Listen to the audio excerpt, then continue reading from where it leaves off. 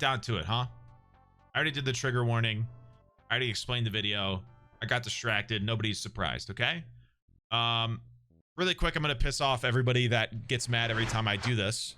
I'm going to start the video and I'm going to go to the bathroom. Because every time I do this, there's someone in the comments that always gets mad that I start the video and walk away. So I'm going to do it just because it's been 40 minutes. I've been talking and I got to pee. And it's funny to watch them get mad in the comments. Thank you for boosting my algorithm. I was invited to give you a taste of a typical law school classroom experience here today, and I thought I would take advantage of this opportunity to do something that's been on my mind for a while. To stand up and to proudly say, God bless America, God bless the Bill of Rights, and thank God for the Fifth Amendment. I'm not ashamed to say I'm proud of the Fifth Amendment, and I'm proud to admit on camera and on the internet that I will never talk to any police officer under any circumstances, with all due respect, sir. I'm doing something really extraordinary here today, something you'll almost never see another law professor do as long as you live. I'm really putting myself on the spot here.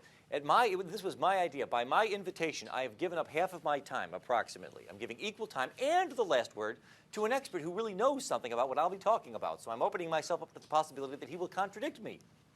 I was a criminal defense attorney when I was in private practice. So I want to make sure, in fairness to you, if I'm misleading you or giving you a slanted or one-sided presentation, you'll be able to get the last word from somebody else. I'm sure he'll have a lot to teach all of us, including myself. The Fifth Amendment to the United States Constitution provides, no person shall be compelled in any criminal case to be a witness against himself. And this unfortunate amendment has gotten a bad rap in recent times, much of it tragically and unnecessarily through, as you may have heard, the headlines. Let me read you something that was taken out of the newspaper this morning, and I want you to listen to it closely. And I'm giving you a heads up. I'm warning you in advance, which is not fair to you.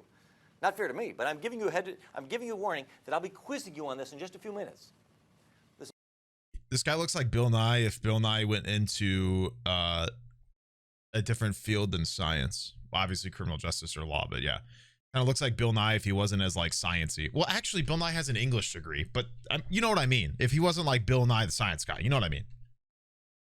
If he like got like really into like true crime and criminal justice and was like an advocate for the system. Yeah, whatever. This will test your aptitude for legal study and legal practice. Listen closely. Non-science bill, yeah. Last night, agents of the Norfolk Police Department found 3 victims of an apparent murder dead in an apartment in the East Ocean area. The apparent victims of a gangland-style slaying, and possibly the victims of gang-related violence. The police are investigating this as a possible murder and suicide, but right now suspect that the 3 were all killed by the same individual.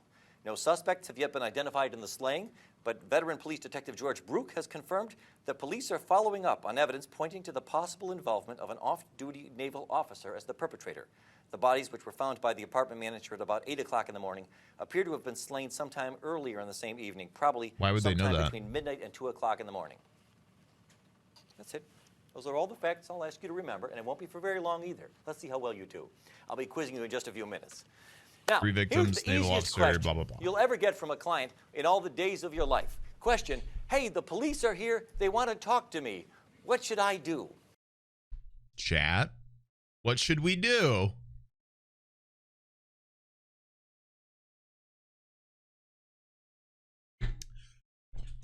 Nothing. Literally walk away. This is what you do. You say, officer, am I being detained? They have to answer yes or no. They can't lie about this. If they say no, go somewhere else. Just go about your day. Just go away.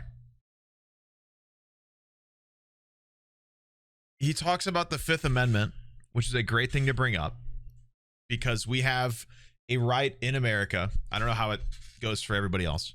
We have a right in America to not incriminate ourselves. We don't have to legally incriminate ourselves. Very generalization of the Fifth Amendment. If you want to know more, I would study the Fifth Amendment in more depth. Essentially, that's what it means.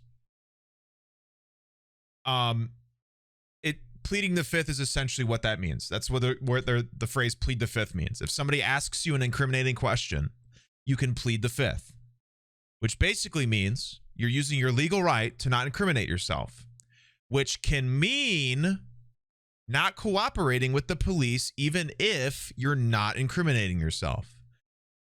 Pleading the Fifth doesn't mean you're guilty and not wanting to talk about it. It means you just don't want to talk.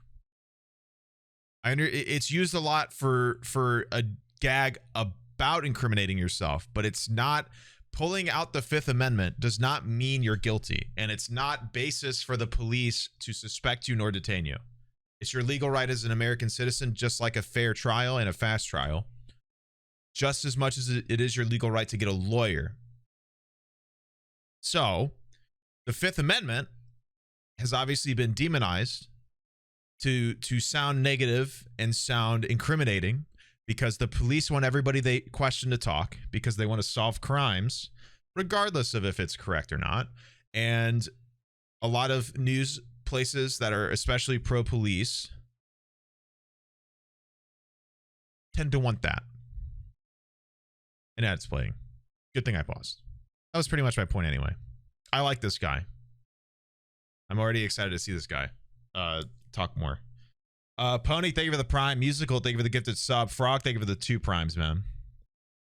I'm glad people really like the YouTube stuff. I'm glad people really like the true crime thing. I don't love doing this all the time, but I get the itch. You know what I mean? Missing left sock, thank you for the prime. Nicky Olio, thank you for the 8. I said that wrong. Dusty Marionette, thank you for the tier 1. Dylan, thank you for the tier 1. Lily Lamp, thank you for the 5. Cool. That's been about a minute. We should be back. All right, let's get it. Well, I could give you my answer to that question in case you haven't already guessed it, but why don't we go to a real expert? Justice Robert Jackson, a prosecutor's prosecutor. Like me, he began his private practice in Buffalo, New York, years before I did, and after that he served as general counsel. Fun fact, I applied for a position in the FBI in Buffalo, New York. I didn't get the call back, so... Also for the Bureau of Internal Revenue, the U.S. Department of Treasury, the Security and Exchange Commission, Assistant U.S. Attorney General for the Tax Division, later the Solicitor General, and the Attorney General of the United States, and then the Chief U.S. Prosecutor for the Nuremberg trials. That's an impressive resume. Years later, when he was a justice on the Supreme Court, Justice Jackson stated, quote, "Any lawyer worth his salt," today we would say his or her, "will tell the suspect, his client, in no uncertain terms to make no statement to the police under any circumstances." There's the title of my talk. I'm here to explain to you the surprising and somewhat counterintuitive and admittedly unlikely reasons why Justice Jackson was right. I'm reminded of this because I'm amazed. We're all amazed by the frequency with which we see newspaper articles coming on all the time from people who really ought to know better, who say, well, I'll talk to the police. I mean, after all, I'm a senator. I'm O.J. Simpson. I'm an experienced, highly polished individual. I've got a lot of experience with public relations, even criminal defense attorneys. There was a local news story here in the Virginia Pilot just a couple of months ago about an experienced criminal defense lawyer who ended up getting convicted of criminal assault because he talked to the police. He was accused of having assaulted another attorney in the hallway. There were no other witnesses to this. A woman said that he grabbed her by the throat during an argument over a case. He denied it. At trial, it was his word against hers. He said, "I did not even touch her." But unfortunately for him, when the police had approached him earlier and said, "Would you be willing to answer some questions?" he said, "Sure, why not? I'm an attorney. I'm a criminal defense attorney. I'm savvy. I'm sophisticated. I've got oratorical prowess. I'm accustomed to dealing with the police, by all means." And then there was a conversation that was not recorded. When the case went to trial, it was no longer his word against hers, because when he testified at trial, "I never touched her," the officer took her to the stand and testified, "Well, when I met with him, he said he did put his hand on her throat, but just as a joke." Then he had to take the stand again and say, "That's not true. I never said that. I never admitted to you that now it's his word against 2 people. Who's telling the truth? We'll never know for sure." But he was found guilty.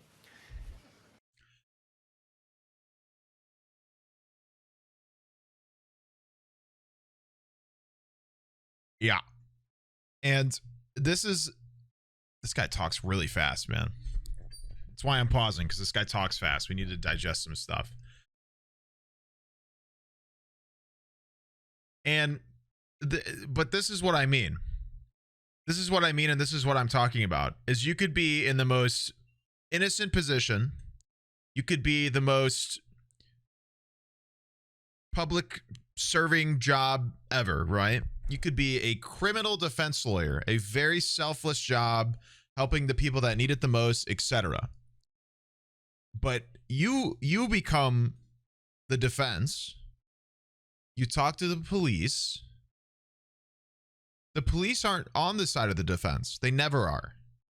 Unless it's a police officer, which has happened plenty for dumb reasons. But the police want to solve the crime. the police will take everything you say. The police are buddy-buddy with any prosecuting attorney within their district. Guarantee it. At least one. They will take whatever you talk to them about, and they will give it to the lawyer that's against you if you're the defense. It doesn't matter if you're guilty or innocent. The cops just want answers. They'll give all of those answers to the prosecuting attorney. The prosecuting attorney just wants to win the case. It doesn't matter if you're innocent. It really doesn't. Not in this system. Whether it's true or not, which I'm hoping for most of you it's going to be true and you're an innocent victim in this situation. But the police will relay the information to the prosecuting attorney. The police just want the crime solved. They want the right guy behind bars. And if they're convinced it's you, they're going to make it you. And they'll make it you by having you answer questions. They'll convince you that you have to, even though you literally don't. And they will give all of that to the prosecuting attorney, whose job is to get the right guy, who has been told it is you. So whether it's personal or not, whether you're innocent or not, they will go after the correct person in their eyes. This is why. This is why I say these things. A lot of the stuff that I have said probably throughout the JCS videos will probably be things that this guy says, because it is just something that we should all know, at least as people who are an American citizen watching this. This is stuff we should all know and encourage other people to use.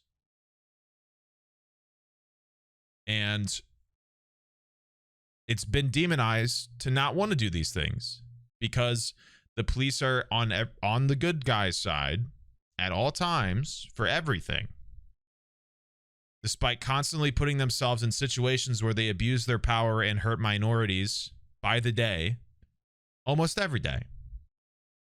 They don't give a shit about you. They give a shit about the position they're in, and they don't care. They'll go after you, or if the second they think it's you, they'll go after you. They don't give a shit. Now, here's part of the problem. The heart of the problem, as Justice Breyer on the U.S. Supreme Court explained in 1998, is, quote, the complexity of modern federal criminal law codified in several thousand sections of the United States Code, and the virtually infinite variety of factual circumstances that might trigger an investigation into a possible violation of the law make it difficult for anyone to know in advance just when a particular set of statements might later appear to a prosecutor to be relevant to some investigation. One expert on criminal law recently noted that estimates of the current size of the body of federal criminal law vary, although it has been reported that the Congressional Research Service can no longer even count the current number of federal crimes. That's right, even the federal government has lost count. These laws are scattered over all 50 pages of the U.S. Code, encompassing roughly 27,000 pages. Worse yet, these statutes often incorporate by reference to the provisions of administrative regulations. Estimates of how many such regulations exist are even less well settled, although the ABA thinks there may be nearly 10,000. Here's one of those 10,000 federal criminal statutes on the book that you probably never heard about. It's called the Lacey Act. 16 U.S.C. Section 3370 says it's a federal offense for any person to import, export, transport, sell, receive, acquire, or purchase any fish or wildlife or plant taken, possessed, transported, or sold in the violation of any law, treaty, or regulation of the United States, or any Indian tribal law, or any state, or any foreign law. People have been convicted in federal court for violating this statute because they brought back a bony fish from Honduras, not knowing that Honduran law, not American, but Honduran law, forbade the possession of the bony fish. People have been convicted under this law because they were found in possession of what's called a short lobster, a lobster that's under. I would encourage the person bragging, I say that loosely, to never again say that they're the majority and that the cops work for them. Never say that shit again. You did not do anything to earn the position you are in, nor should you be in it. Do not flaunt it around like you have some position of power over people that you worked for, that you're supposed to have. You're not supposed to have it. Never say it again. You should be grateful, and you should use that to shit on people like you saying that.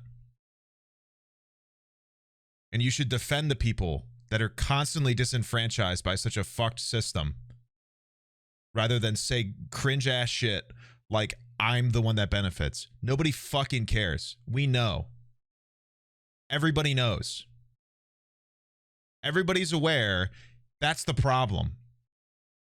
Is you benefit and you don't shut the fuck up about it. Help the people that do nothing and get fucked anyway. Don't flaunt it like some asshole. All right? A certain size. Some states forbid you from possessing a lobster if he's under a certain length. It doesn't matter if he's dead or alive. It doesn't matter if you killed it or if he died of natural causes. It doesn't even matter if you acted in self-defense. Did you know that? Did you know it can be a federal offense to be in possession of a lobster? Admit it. Raise your hand if you did not know that. There's the problem. Did not know that. And that's only one of 10,000 different ways. You know, the government gets pretty upset when people like me instruct the client, people like me and Justice Jackson.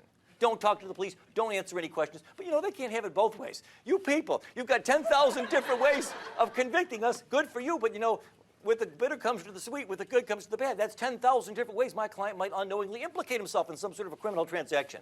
One of the reasons I decided to give this talk, I recently received a phone call from a former student of mine, a Regent Law School graduate, who may be watching this online. We're putting it on the internet. And he told me... Really quick for context, this is a class from Regent University School of Law. So obviously big thanks to them. This is a professor in this class. So hopefully this isn't some kind of Viacom thing, but yeah. But yeah, basically if for people that aren't, he's talking very fast. For people that aren't able to really register what he's saying, essentially what he is saying is that there are so many laws in the justice system that people have to pretty much summarize and reference sections of the laws because there's so many that they can't keep track. So what essentially happens is people don't know the law. It's impossible to know every extent of the law because there's so much, and that's an issue. That people say things to the police that they don't know are implicating, and the police will hold you for anything that they can put you under arrest for. So if they want you for something, say hypothetically, say they think you robbed a store. They think you robbed a store. You think you're innocent, but you cooperate and you talk. But you place yourself by the store at some point during the time frame that it got robbed without knowing any better. Because you don't know what's going on. You're just saying where you were. But you're close enough in a good enough time frame. They'll throw you in jail. They will detain you and they will think you're the guy. They will. Or if you're doing something else, if you talk about doing something else and that somehow is in the law as something you can be prosecuted for, they'll put you in jail. They'll detain you in order to keep you there to squeeze you for more if they think that you did the other crime. This is what he's talking about. There's too many laws to be fully apt on them.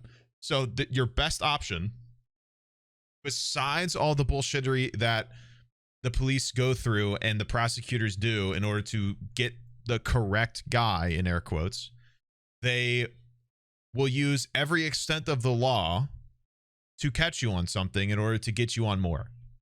So your best option, besides the fact that they're scumbags about it, is to say nothing because you don't know any better. You don't have the ability to grasp every law in existence. There is a lot. Like he said, there are so many, there are subsections of these laws, and there are too many of those. Just don't say anything. It's you benefit too much from being silent, and they hate that. That's why they do all these things to try to get you to speak. As an American citizen, your Fifth Amendment allows you to not do that, whether they like it or not. Should you ask for a lawyer immediately then? Yes, you should. They will try to get you to not get one. Ask for it again. Ask for it until one shows up. Ask to call the one you have or ask for a public one. They will do all they can to get you to not do it. But as long as you just keep requesting it, they can't do anything. The only things you should say is anything requesting a lawyer. Been approached by the Internal Revenue Service. They want to ask me a couple of questions. They ask if I'd be willing to. But they say that I'm not a suspect. And I know in my heart I don't think I've done anything wrong in violation of the Internal Revenue Service provisions. Lord have mercy. There's no man on earth, there's no woman in this country who can honestly say with complete confidence, I know I have never violated any provision of the Internal Revenue Code. He said, but they say I'm not a suspect and I know I've done nothing wrong. It's okay if I talk to him? I said, no, you tell them you will not talk to them without immunity. I explained to him why that was true, and he never heard from them again. Okay, why you should never talk to the police. Let me just spell it out for you. Let me make it plain to all of you. These are the top 10 reasons. I shouldn't really lie to you. I don't really have 10. I don't have time for 10, but I've got time for 8, and that'll be close enough. Number 1, and this really ought to be good enough. Contrary to what you laymen instinctively and naturally suppose, it cannot help. There is no way it can help you. Plenty of folks think that it can, and they're always wrong. You cannot talk your way out of getting arrested. Officer Brook, you've interviewed thousands of criminal suspects. Have you ever, how many times in your experience, have you approached someone, asked if you could ask him some questions because prior to the interview you had some evidence pointing to his possible guilt? And because of the extraordinary persuasiveness and eloquence with which he articulated his innocence, you said, oh, sorry, never mind. Bad call, my bad, I won't. And he talked you out of arresting him. You know the answer to that. Never. Never. It never happens. I've often asked other criminal defense attorneys, in all of your experience, have you ever once had a case where you looked back in hindsight and said, thank God my client talked to the police? They laugh at me. They laugh at me. They say, you've got to be kidding me. It cannot help you. You can't talk your way out of getting arrested. And contrary to what you might suppose if you never studied the rules of evidence, what you tell the police, even if it's exculpatory, cannot be used to help you at trial, because it's what we call hearsay. Under the rules of evidence, specifically Rule 801D2A, if you want to look it up, everything you tell the police, as the saying goes, can and will be used against you, but it cannot be used for you. From time to time, I've known attorneys who tried. I would say this like it's an obvious statement, but does everybody know what your Miranda rights are as an American? And unfortunately, there's going to be some Americans that are like, what the fuck is that? Which is terrifying. That's terrifying. When the police arrest you, they have to read you your Miranda rights. The Miranda rights are basically the overarching rules of being arrested. He already quoted it, which is what I'm bringing up. He said, anything you say can and will be used against you in the court of law. And it doesn't say for you. It will not be used to help you. It will be used, it can and will be used against you in a court of law. That pretty much means anything you say, the police will use. They have to say that. They have to let you, if they don't say it, they have to let you consent to knowing your Miranda rights. They can either read them to you or you can waive the reading because you already know. The key words are can and will. Can and will use it against you. They don't say anything about helping you. They don't. The only thing that they say in those to help you is that they would provide you a lawyer should you choose to have one, which you should, even if you're innocent. A few bucks to help a lawyer or to pay a lawyer to get you out is better than being in jail for however long it may be, for whatever the fuck the police decide you did for whatever. Don't. I had to call to the stand a police officer and say, officer, would you tell the jury what my client told you because what my client told him is actually good for my case? If you tried that at trial, the prosecutor will object to that as hearsay, and the judge will agree. The police will not be allowed. The police won't help you either. To tell the police jury don't help what your defense. client told him, no matter how good it may be for your case. It cannot help. And that ought to be good enough reason. That ought to be reason enough to keep your mouth shut. But if you're not persuaded, let me go talk about a couple of others. Number 2, obviously one of the most obvious. If your client is guilty, as many of them are, but even if he's not, even if he's innocent, he may well admit his guilt with no benefit in return. Now, of course, many of you are thinking to yourself, well, what's so wrong about that? I mean, shouldn't guilty people be confessing? Confession's good for the soul. It's good for law enforcement. It's good for the prisons. Yes, sure, all those things are true. And like the rest of you, if I or anyone close to me is ever the victim of some sort of a serious crime, I hope they get the right guy. I hope they convict him. I hope they put him away. We all feel that way. Hey, but what's the rush, friends? You don't got to admit your guilt the first time they come by to meet with you. In federal court, 86% of all defendants plead guilty at some point before trial. If your client is guilty and really ought to punish and really ought to have go through some sort of a cleansing act of contrition and fess up and admit his guilt, there'll be plenty of time to do that. They almost always do. No need to rush, no need to tell the police something. Wait and see if perhaps your client can work out some sort of an arrangement where maybe he'll make some sort of compensation to the alleged victim, or maybe he'll be able to get some sort of a discount in his sentence. And he'll be treated fairly then, like everybody else who had the benefit of a good lawyer who said, please do not talk to the police. And don't forget, by the way, even if your client only admits to things that the police already knew, you might think, well, what harm can it do? He says he wants to talk to the police. All he wants to do is admit that he was there, but the cops know that he was there. All right, go ahead and tell him. Well, how can it hurt? It might hurt if the police officer becomes transferred to Minnesota, or deceased, or injured, or comatose, or cannot be located by the time of trial. The case will be dismissed if there's no confession. But if your client admits to things, that confession is freely admissible against him and can be a basis for getting him convicted all by himself. Senator Larry Craig can explain all of this to you.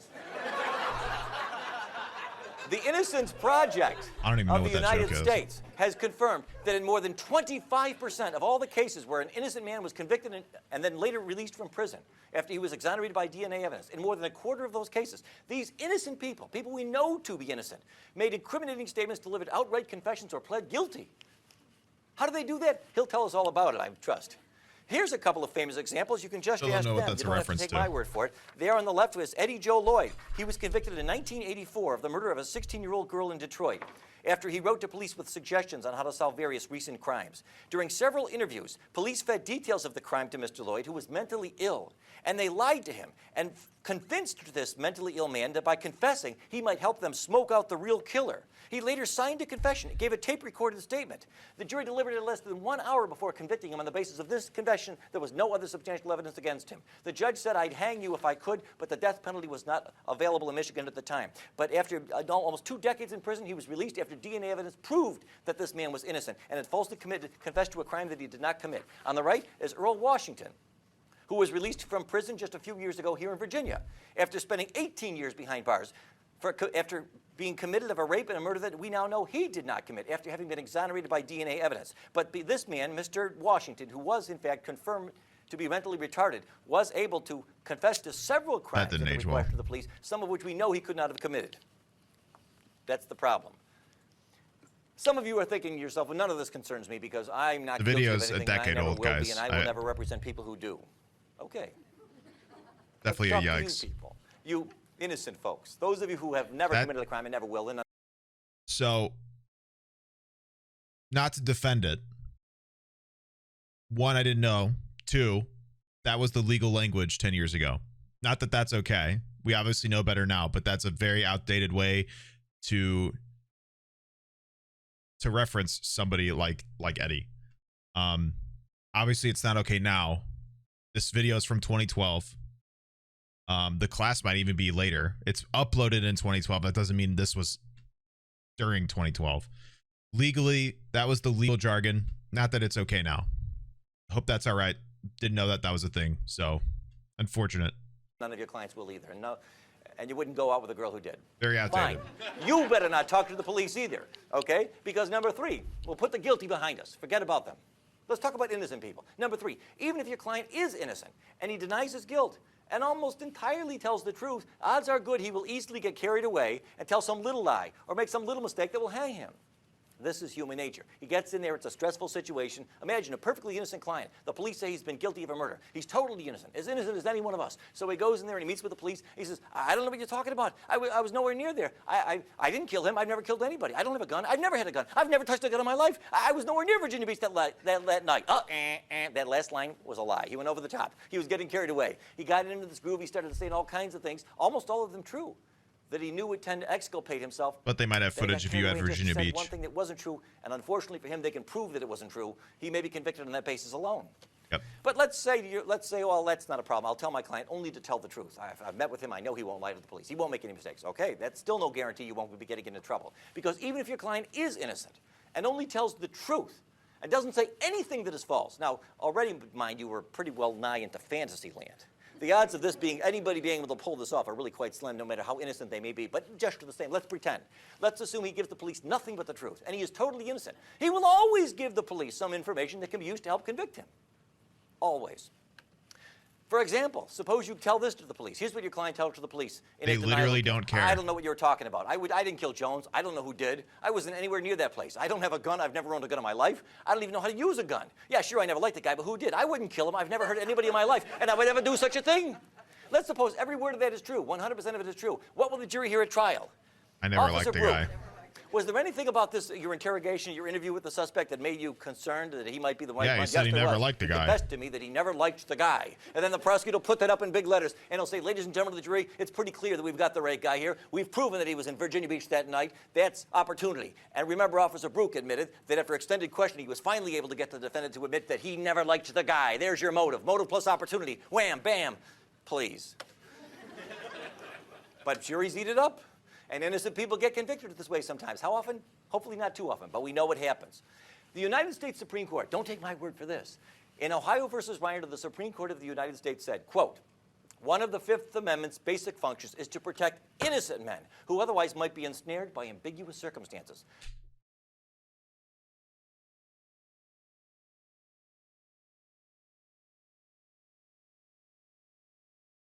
That's a quote from the Fifth Amendment. Well, a reference about the Fifth Amendment from a court case from 2001. But that's the functionality of the Fifth Amendment. Truthful responses of an innocent witness, as well as those of a wrongdoer, may provide the government with incriminating evidence from the speaker's own mouth. See, it's not just some criminal defense attorney telling you this. Even the Supreme Court says I'm right. Under the facts of that case, by the way, in Ohio versus Reiner, a child tragically was died, apparently the result of shaken baby syndrome. Question was who had shaken this baby to death. And one of the possible suspects was a babysitter who had spent some time with the child that week. The babysitter's story was, I don't know what you're talking about. I did not kill the child. I did not see it happen. I don't know who shook the baby. It was never me. I never did anything of any violent nature to the child. The Ohio State Court said, well, you've got no Fifth Amendment privilege. You, by your own admission, told the investigators that you've done nothing wrong, that you were not involved, so obviously your answers can't incriminate you. The United States Supreme Court reversed and said, well, that's not true. Even though this babysitter denies shaking the child, denies seeing the child die, denies knowing how the child died, this babysitter... An ad played? By her own admission, apparently the government wanted to ask whether the babysitter might have been with the child at some point that week, during the week prior to the death. And that answer, although by itself not sufficient to convict anybody, could help convict her. That means she's got a Fifth Amendment right to refuse to answer to the question the court held, because it could be used to help convict. Ullman versus United States, the Supreme Court said more than 50 years ago, eerily prophetic. They said too many Americans, even those who should be better advised, view this privilege as a shelter for wrongdoers. They too readily assume that those who invoke it are either guilty of crime or commit perjury in claiming the privilege. That's not true, and it never has been. But it gets worse. Can it get worse? It can. Number 5, even if your client is Ullman's used a lot to talk about the Fifth Amendment and does not tell the police anything incriminating, which, by the way, is almost impossible to pull this off.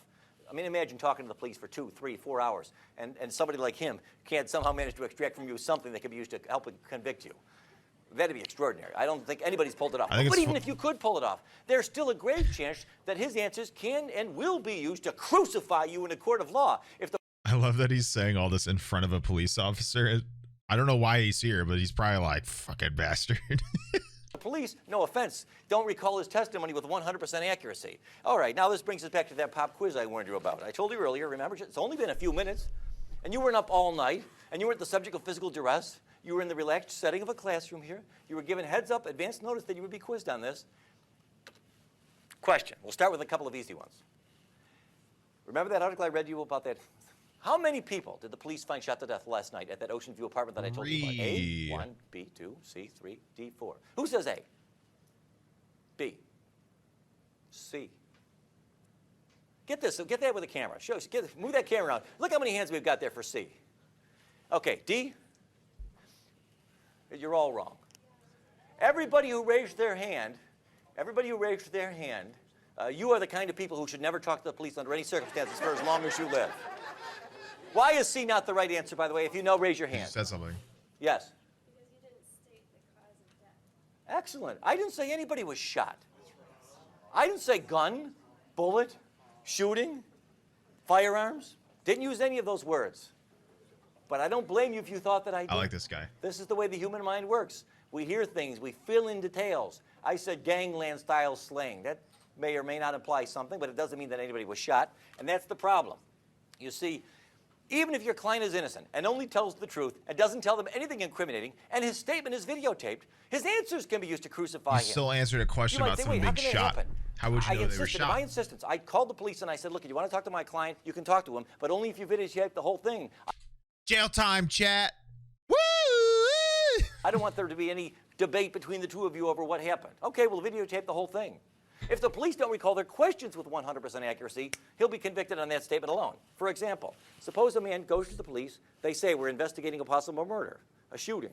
And the guy says, quote, I don't know who killed Jones, Officer Brook, with all due respect. It wasn't me. I've never touched or fired a gun in my life. How can that help incriminate this man? How could that possibly be used against this man to help convict him?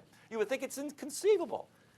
But it's as easy as pie. All the officer has to do is read this statement to the jury, and then the prosecutor says, Officer Brook, was there anything about that statement that confused you or surprised you? Yes, there was, he says, in a moment of sinister, high drama in the courtroom. And what was that? And then Officer Brook turns to the jurors and he says, I never said anything about a shooting. I said we were investigating a murder. He was the one who brought up a gun. Then you turn to your client says, that's not true, that's not true. I remember he was the one, or one of the cops, I was with them for 3 hours, one of them in the car said something about, they said they had a witness that I was the shooter. Okay, I'll put you on the stand. But the police don't have to deny. They don't have to. No, they don't have to say anything. They mentioned it before I said anything about a gun. They brought it up first. And then the police said, that's not true. And now what? It's your word against theirs? For what? You're gambling with your client's life. And police officers can very easily make a mistake like that, just as so many of you did just a few minutes ago about whether you recalled having heard me say something about somebody actually being shot.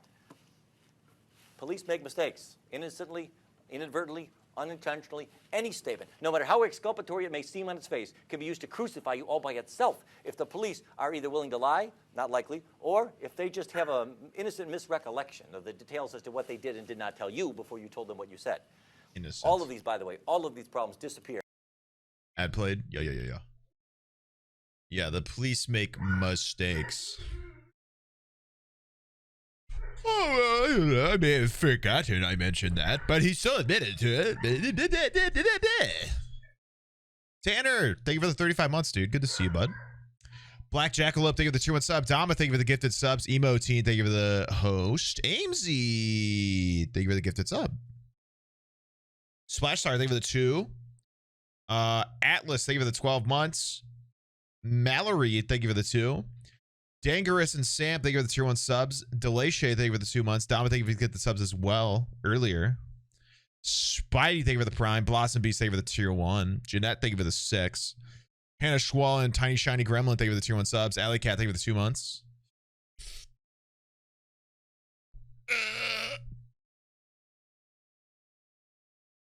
Excuse me.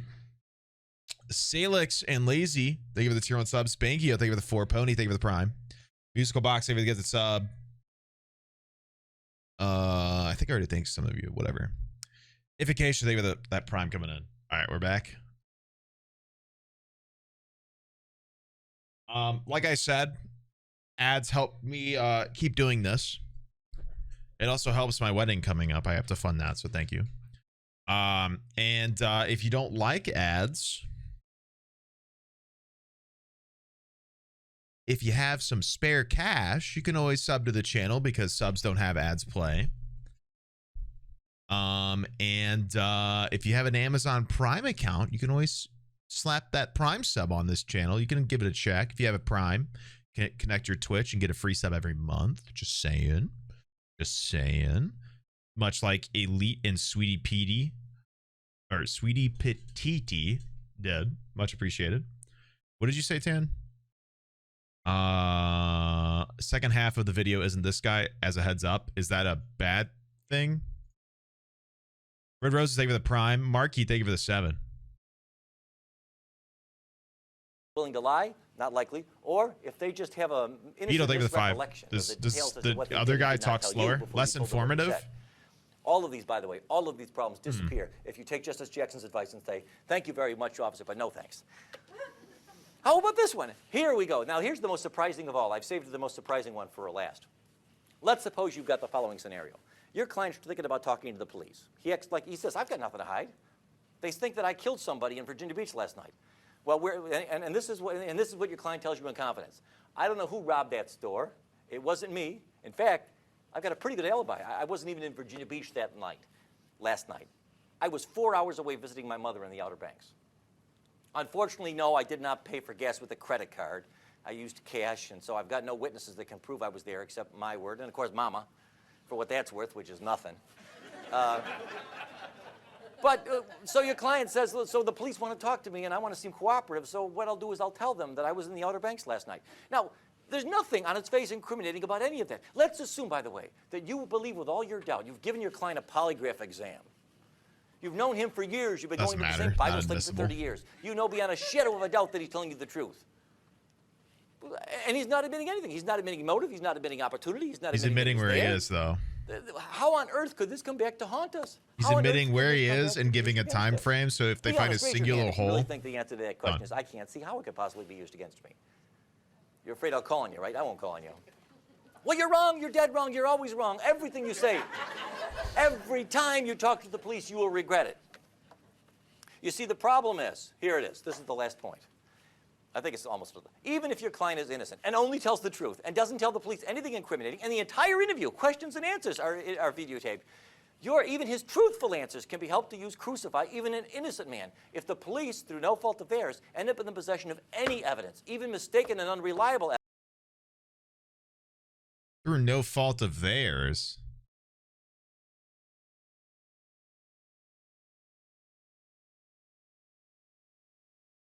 Oh, we just happened to make this guy our suspect. I don't know. The evidence just fell on our lap, and we've just decided to persecute this guy. Whoops.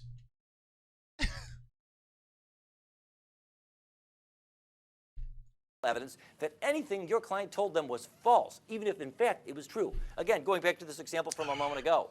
Let's suppose I go ahead and I meet with the police. I think I got nothing to hide. I tell them I was in the Outer Banks last night, officer. How can that be used to convict me? By itself, it cannot. It cannot help at all by itself. But what if I later find out, to my horror, after I put my cards on the table, that they've got a witness, a girl that I went to high school with, an unimpeachable witness. We've never been enemies. She'd have no reason to lie. She swears she thinks she saw me in Virginia Beach last night, a couple of blocks away from that store, about an hour before it was robbed. Now, her testimony by itself isn't going to help the prosecutor. Hell, if she's all they've got, I'll get this case thrown out before trial. But if, like an idiot, I talked to the police and I told them the truth, I told them I was in the Outer Banks, and now, lo and behold, tragically, it turns out they've got a witness, a false, mistaken, confused, but sincere and credible witness who could testify that I was here in Virginia Beach. Now they're likely to get a conviction. Because what they'll do, I've just turned this cop and this woman into the government star witness. Oops. They'll put Officer Brooke on to testify about how my client lied to him about being in the Outer Banks, and then they'll put on this girl who otherwise would have not even helped with their case at all, who will testify, no, that's not true. That was a lie. I saw Mr. Dwayne's client here in Virginia an hour before the robbery, not so far from the store. By herself, she would not have helped the government in any significant way. But what I have just done, you see, is given them the other part of the puzzle, and now I'm doomed. Just ask them. I close with this example. Still not. Here we have a couple of recent celebrity examples of why it is that even people who admit nothing always end up denying it. They always end up regretting it. On the left, we have Martha Stewart. She was the victim, the subject of an extensive government investigation that was looking into the possibility that she was guilty of violations of certain federal laws, securities laws, fraud kinds of things. They couldn't pin that.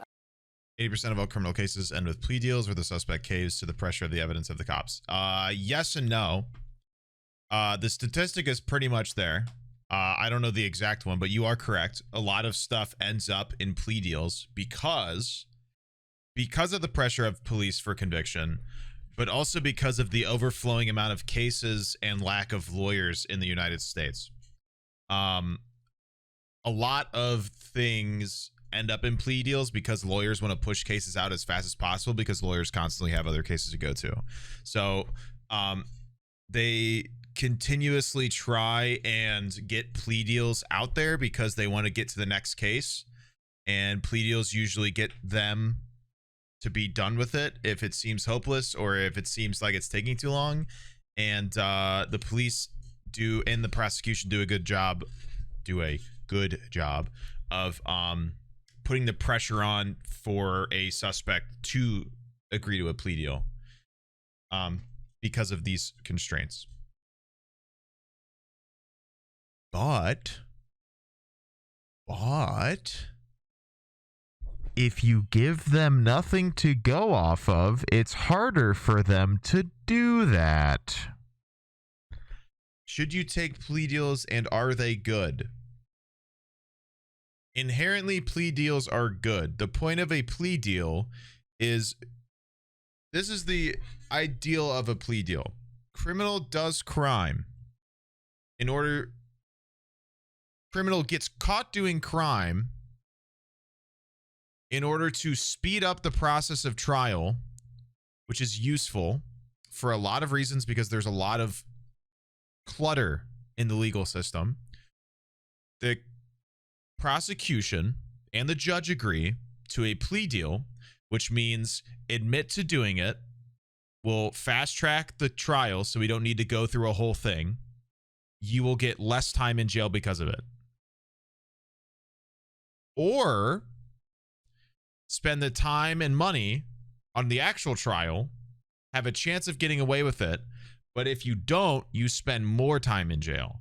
So it's not whether it's good or not. The purpose of a plea deal is to pressure people to admit to things, whether they did it or not, in order to clear up the system, because there's a constant amount of traffic going into the justice system in terms of court cases, and the lawyers, to no fault of their own, have to constantly battle a huge amount of cases that they need to continuously try and clear out. That's the whole point of the structure of a plea deal. Whether they're good or not, it depends contextually, but the essential is, if you admit to it, you spend less time dealing with court and less time in jail. But that would be more if you actually got caught doing the crime, and it's pretty much you're screwed. But usually they don't do plea deals unless you're not screwed. So, like, what does it mean to plead insanity?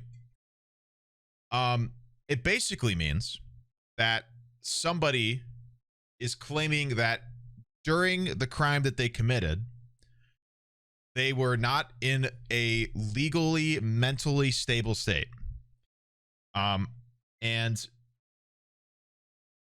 there is a difference between being in a mental state and being in the legal mental state, right? Legal competence is different than actual competence. It depends on what is legally written down per state. And to plead insanity basically means that at the time of the crime, you were not mentally stable, which is why you committed it. This is a way to get out of being in jail. Obviously, it's not the case for everybody. Some people actually are mentally incapable when they commit crimes.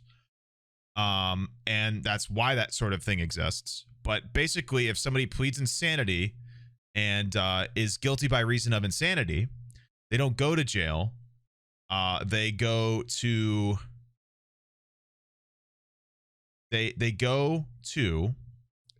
some kind of psychiatric ward in order to get help for what they've done or what they're dealing with.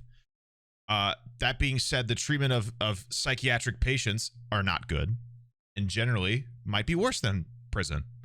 So usually the people that are supposed to be there for help, one, don't get it and are treated like shit. And even if you go there and you're not supposed to be there, you get treated like shit. So it's really not a good trade-off. A lot of people do it for some reason.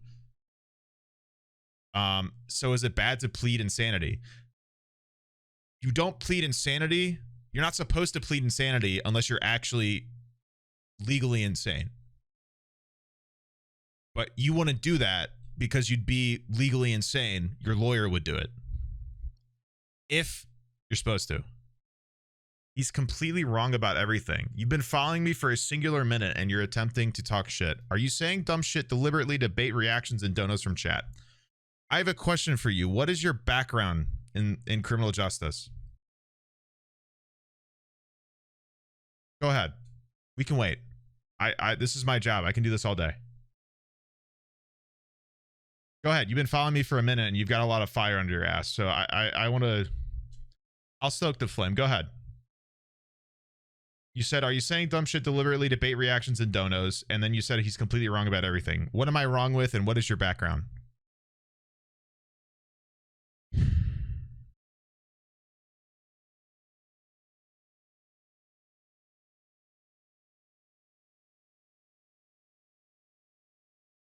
Because I don't think you're going to like my answer. I'm willing to hear yours first, though. Because you see 3 years of law? Is that right? And then what am I wrong with?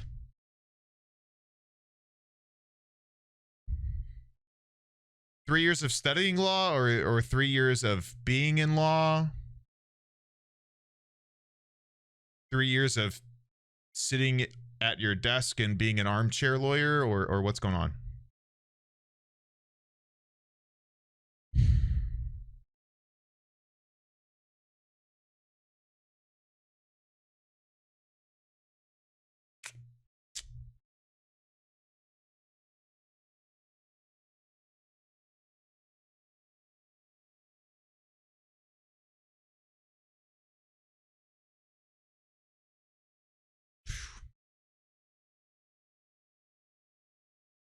A lawyer taking forever to type. It's really a mystery why plea bargains exist.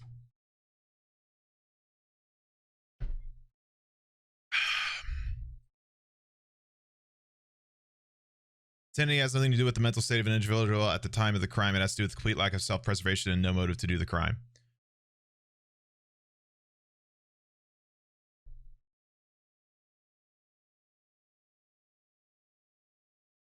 People don't plead insanity to avoid jail. Idiots do, but it's rare. I literally didn't say that the norm to plead insanity is to avoid jail. I said people do. I didn't say it was the commonality. I said it happens.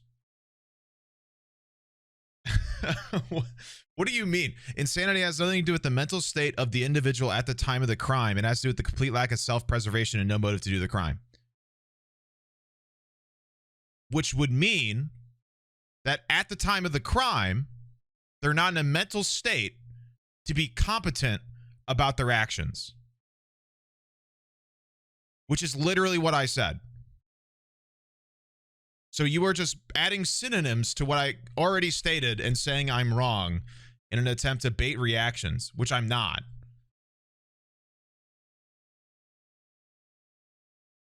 You literally just touched up what I said and made it sound nicer. But I'm not here to sound nicer.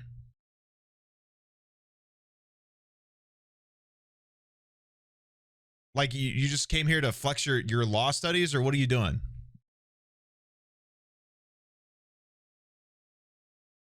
Do you want the floor?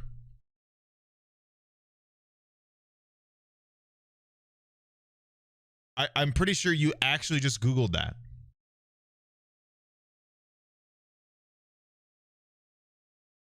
Did you just feign 3 years of law experience with a Google response because I'm not willing to let you sit here and talk shit into my chat?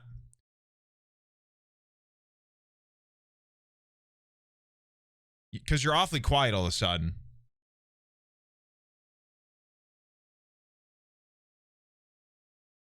I studied a weird amount of serial killers that pleaded insanity in order to avoid jail because they're preservating by nature, which is not common, which is not what I said. I said people do it. I never said people do it all the time. I said the genuine point of pleading insanity is somebody who's not competent at the time of the crime. And then you went and said a lack of self-preservation and no motive to do the crime. Lack of self-preservation would entail that at the time they do the crime, they're not aware of what they're doing, which is literally what I'm saying. You're just dressing it up to sound nicer because you felt like you felt spicy tonight. I don't know what your deal is.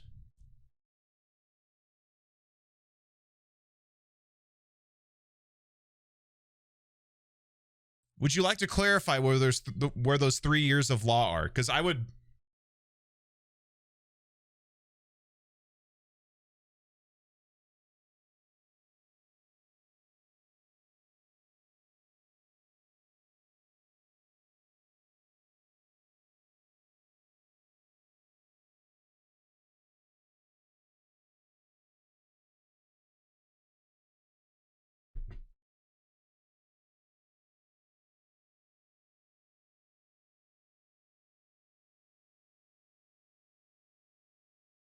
Hmm. Hey, look, guys, check this out. I'm 3 years in law. What does it mean to plead insanity? Wikipedia. Look at me, guys. I'm a lawyer. Insanity defense, also known as the mental disorder defense, is an affirmative defense by excuse in a criminal case, arguing that the defendant is not responsible for their actions due to an episodic or persistent psychiatric disease at the time of the criminal act.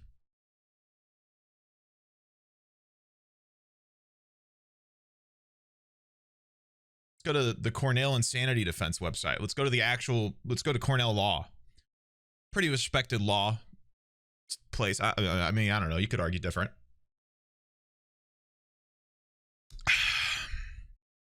There's some St. Louis lawyers, shout out.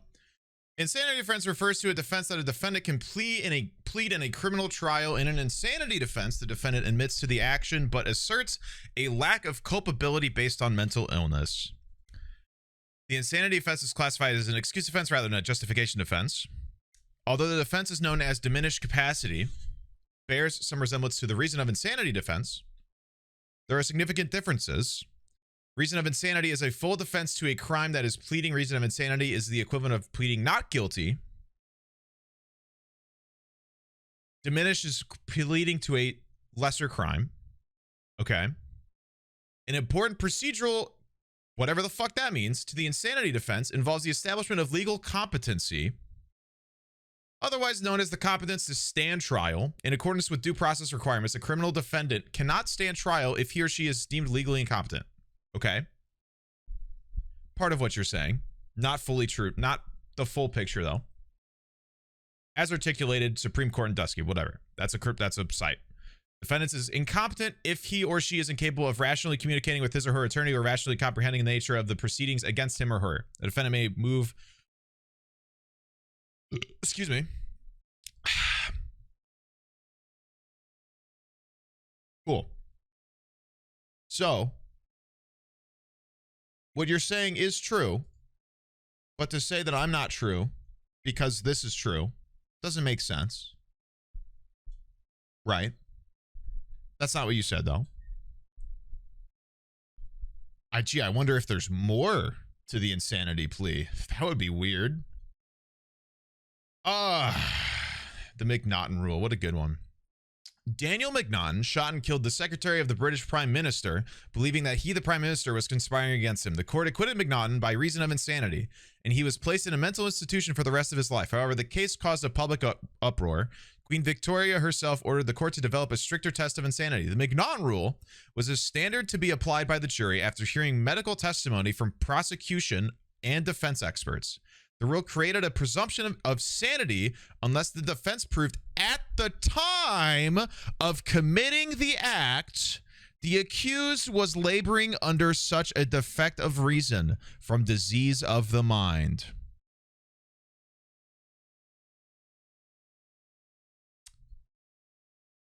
As not to know the nature and quality of the act he was doing, or if he did know it, that he did not know what he was doing was wrong.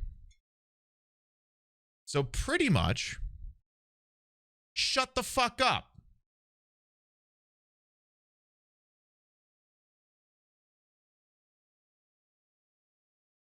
On her, but they were able to get a conviction because she denied it. Talking to the police and later to some of the shareholders, she... Also, I have a degree in criminology. I'm sorry that you can only Google things and pretend you're a lawyer. I actually studied this stuff, so sucks for you. Said, no, it's not true. I was not guilty. So they charged her with lying to federal investigators, and they got a conviction, and she was sentenced to 5 months in prison. Marion Jones on the right side, another person who would still be out today if she had always taken the advice that I'm giving you now. She was asked if she had ever used steroids. He didn't type at any point during that, by the way. The fifth, she said, no, I never took steroids. When After his initial reply, he bailed. Later on, it turned out that she was lying. She worked out a deal. She pled guilty. She admitted that she was lying. And she, over her strenuous, tear-filled objection, even though she has 2 young children, was just recently sentenced to prison for... I want to rewind because I don't remember what's happening. But just to recap, this guy pretty much came into my chat and said that the first rule that was established about the insanity plea is incorrect. And I was using it to bait viewers and donos, which, first of all, I'm not getting donos. People don't donate to me left and right. Second of all, nobody is disagreeing with what I'm saying, so I'm not baiting chat into like being mad. Like, this is all like educational. Like, he literally said that the first section of the insanity plea is wrong.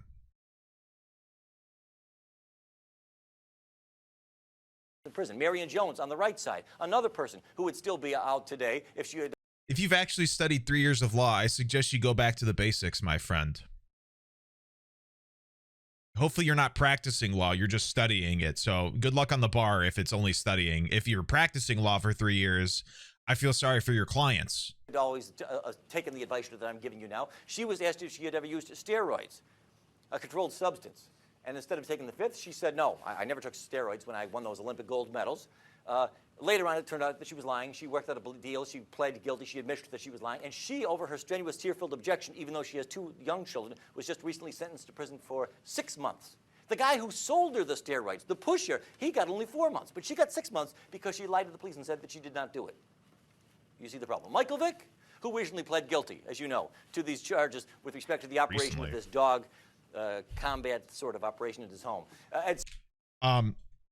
If people don't know who Michael Vick is, Michael Vick was a football player for the St. Louis Rams. They're the LA Rams now. Michael Vick was accused of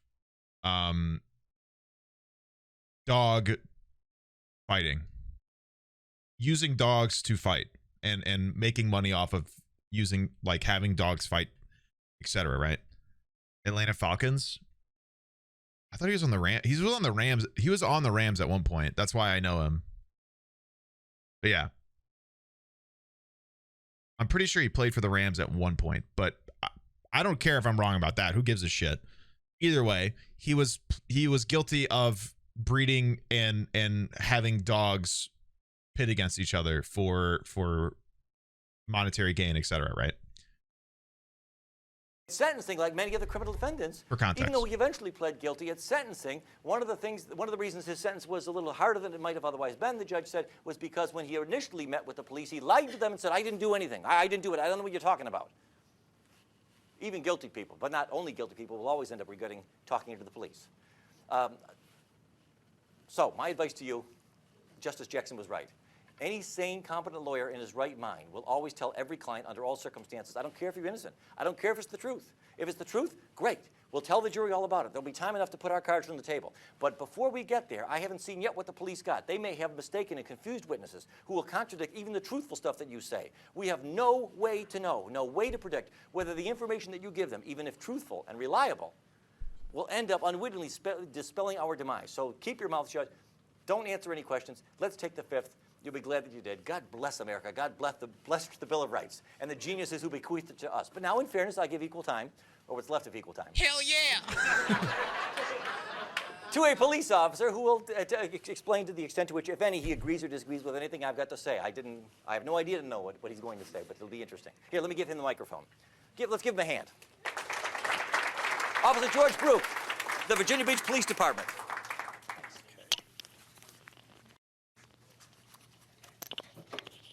I cannot talk For that sake of fast. devil's advocate, I would. Not even interviewing. I'm going I'll to take listen the to it. podium here, Professor. Because I took notes on some of the things you said. And everything he said was true. Okay? And it was right, and it was correct. And I'm just going to give you a few ideas. I'm going to tell you a few examples. But first, I'm going to give you a little information. As was said earlier, I've interviewed thousands of people. I've interviewed people with foreign police departments. When I was in the Navy, I was in law enforcement, and I was a criminal investigator. Thank God we're in the United States, because most interviews in Italy, Spain, and so forth start out physically. Okay? There's no police abuse over there. They can do pretty much what they want. Anytime they want, anyhow they want. So just be aware of that and be thankful for you. Biggest question I was asked when I am a 3L, and there's some of my classmates in here. Don't know what the fuck that Best means. day's coming up, May 10th, when we get to leave. So those of you that are applying, and I told a couple of people this, you think it's hard getting into law school? Try getting out. Okay? Couple things I was Strenuous asked. mentally. How do I quit from getting speeding tickets? Very easy question. Statistically. Quit speeding. Okay? But something Professor Dwayne brought up, are any of you guilty of anything? Third year Not law any like the drugs or chatter. anything. Anybody go above 55 on the interstate? Anybody drive at home and go above 55 on the interstate? Because if you stay... I told you, don't I know. I remember. People are raising their hands for him. That's funny. I was doing it anyway. I did it intentionally. And there you go. And people aren't inherently honest, and that's their biggest downfall. Okay, they really are. Or they want to tell their story. And if you drive 55 on the interstate where it's 55, the only thing you're going to do is meet the person behind you because they're going to rear end you and you're going to get run over. Okay, so that's a fact. But everybody does something that they can get in trouble for. I can follow as a police officer when I was in uniform. I could follow a car. Speed limit's a suggestion at this point, dude. Eventually, they're going to do nobody listens at this point. It's ridiculous. And justifiably illegal to pull them over. Ad. He said it's justifiably illegal to pull them over. Did he say that? Did he say that about people speeding or about the person going 55? I believe there are laws surrounding pulling people over for speeding because speeding is based off of the flow of traffic. So I'm not saying to speed. I'm saying that interrupting the flow of traffic is an issue. It's the main reason people get pulled over. That could mean going too slow or too fast. The flow of traffic is the general speed that most people on the road are going, whether that's the speed limit or not.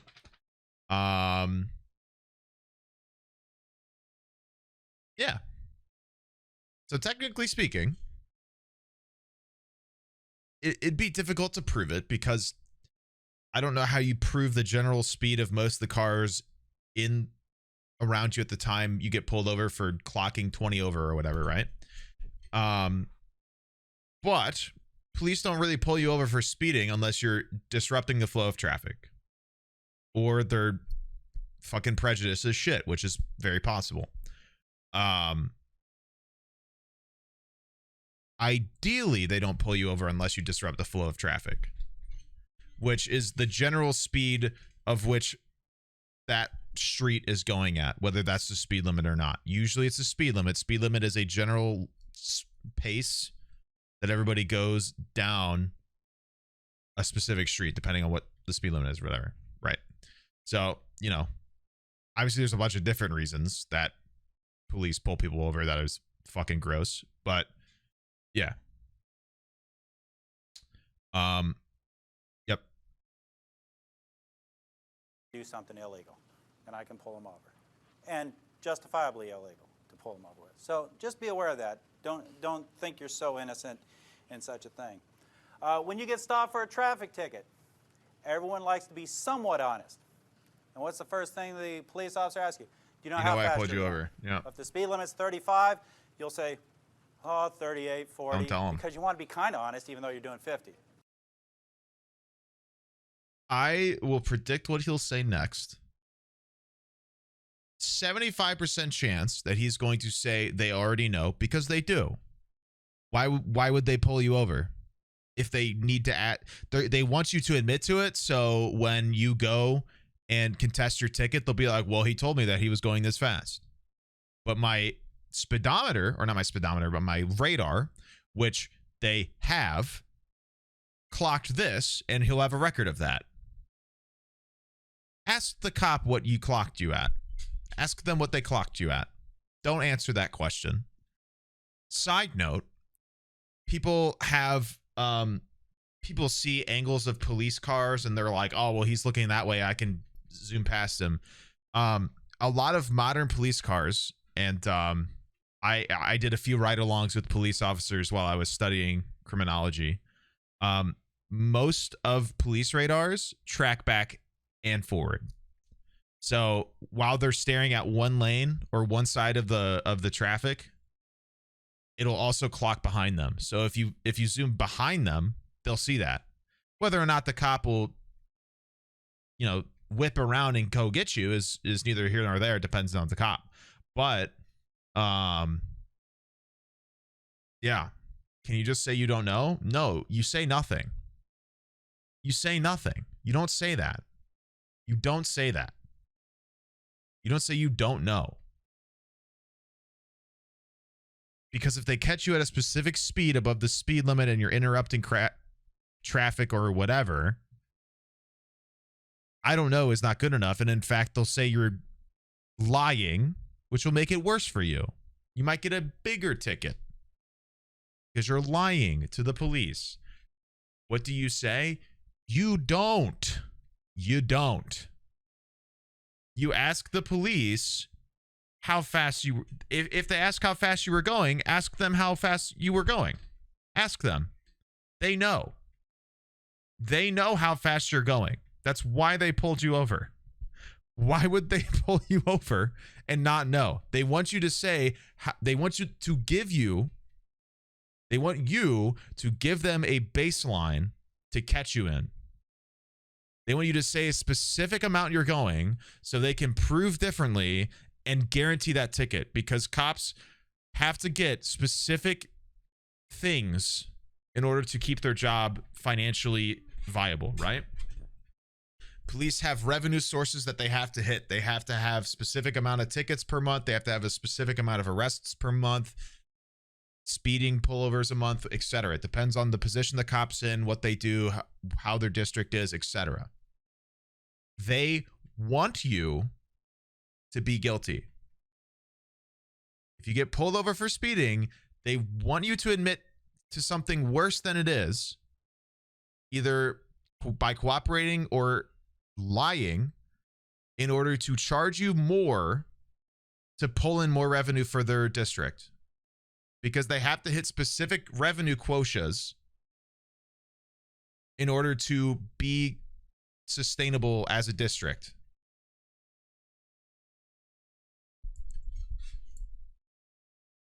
You're welcome. It actually, a while ago, if you're as old as I am, there used to be a lot of speed traps. It's not as much anymore because cops can't pull in revenue from one specific type of arrest anymore. Technically, speeding is an arrest if they pull you over. It's not really like you're not going to jail, but it's they detain you for a time and you get charged. It's not like nearly as bad, obviously, but they benefit with crime. Yes. Their whole job is benefiting off of crime. What do you mean? Their entire job is bad things happen, I prevent those. Not that they do a good job of that. The whole shtick of their job is, wow, people do some shit, I gotta stop that. Prevent. Police officers used to be able to pull in revenue off of only, they could pull it from anywhere.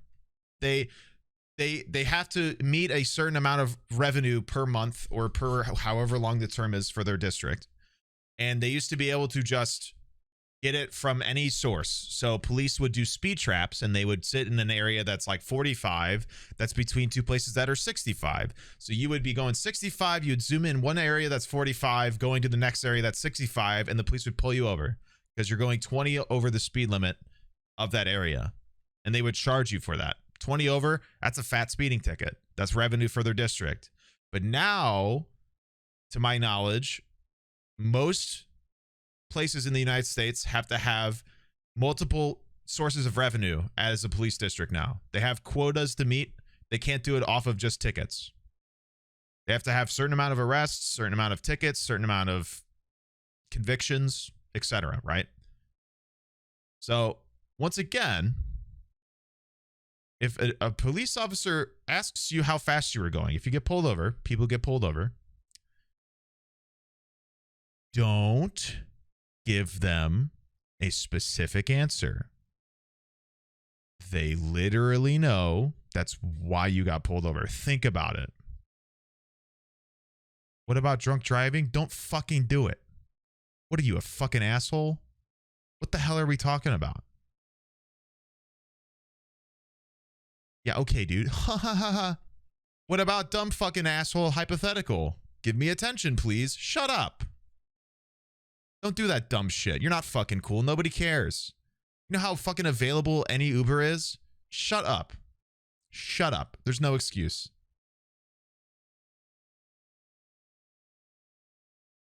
That is the lamest shit you could ever do. There are so many taxi delivery service, like taxi services available. There's one available at most places. Nobody gives a shit that you're endangering everybody around you because you can slam Jaeger and then fucking drift between lanes and probably kill somebody. That's probably the most tiny dick thing I've ever heard. All right? Anyway, the police, yeah, what's with the Jaeger call out? It's the first thing I could think of, Tanner. I'm sorry. I know you're a big Jaeger guy.